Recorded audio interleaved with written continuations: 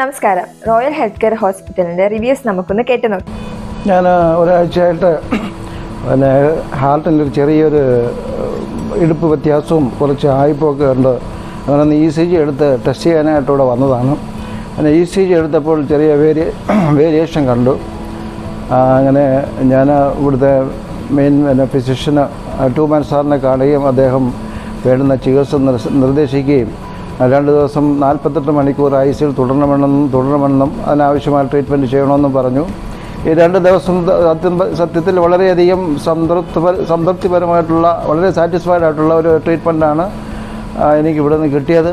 ഡോക്ടറുടെ main ഡോക്ടറായാലും junior ഡോക്ടറായാലും nursing സ്റ്റാഫായാലും മറ്റൊരായാലും നല്ല സഹകരണവും, എന്താണ് രോഗമെന്നോ അതിനുള്ള പ്രതിവിധി എന്താണെന്നും ഇതെങ്ങനെയൊക്കെ പോകണമെന്നുള്ള എല്ലാ കാര്യങ്ങളും വിശദമായിട്ട് സംസാരിക്കുകയും പറഞ്ഞു തരികയും അനാവശ്യമായ നിർദ്ദേശങ്ങൾ തരികയൊക്കെ ചെയ്ത് വളരെയധികം സംതൃപ്തിപരമായിട്ടാണ് ഇന്ന് ഇവിടുന്ന് ഞാൻ ഡിസ്ചാർജായി പോകുന്നത്.